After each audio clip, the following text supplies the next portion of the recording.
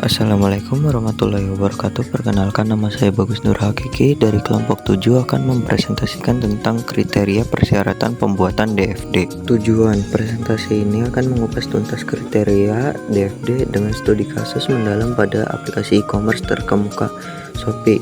Kami akan menjelajahi bagaimana DFD digunakan. Apa itu DFD?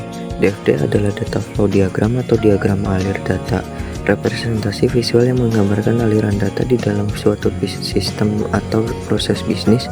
DFD menggunakan simbol grafis untuk menunjukkan sumber data, proses yang mengubah data, penyimpanan data, dan tujuan data tersebut di dalam sistem. Pentingnya DFD dalam analisis sistem.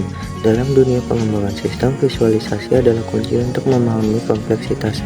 DFD menyediakan peta visual yang jelas tentang bagaimana data bergerak melalui suatu sistem, membuatnya mudah dipahami oleh semua pemangku kepentingan. Ini adalah fundamental dalam fase analisis sistem. 1. Memvisualisasikan. DFD membantu memetakan jalur data secara intuitif.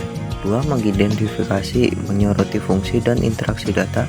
3. Memudahkan komunikasi, jembatan antara teknis dan non-teknis.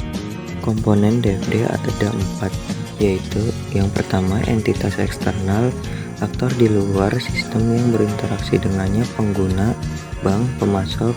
Mereka adalah sumber atau tujuan data. 2.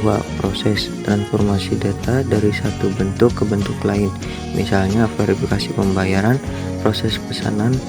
Ini adalah inti dari DFD. 3. Penyimpanan data, tempat data disimpan secara permanen atau sementara, misalnya database produk, data pelanggan. 4. Aliran data, pergerakan data antar komponen, misalnya informasi produk, konfirmasi pesanan, digambarkan oleh panah.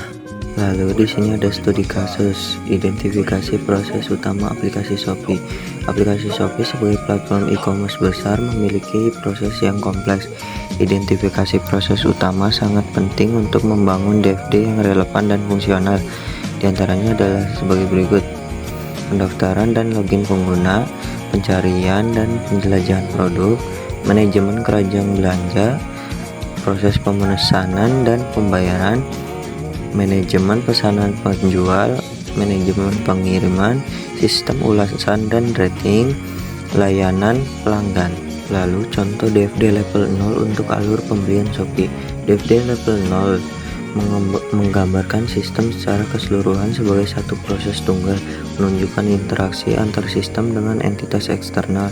Untuk Shopee, ini menunjukkan bagaimana pengguna berinteraksi dengan sistem untuk pembelian.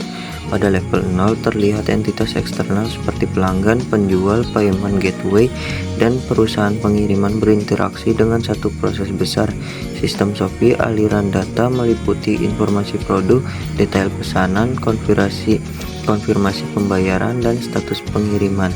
Kesimpulan, DFD adalah alat yang ternilai dalam analisis dan perancangan sistem, terutama untuk aplikasi seperti Shopee. Dengan mengikuti kriteria yang tepat dan mengatasi tantangan, DFD dapat menjadi fondasi yang kuat untuk pengembangan sistem yang sukses. Terima kasih yang telah menonton sampai akhir. Saya pamit undur diri. Wassalamualaikum warahmatullahi wabarakatuh.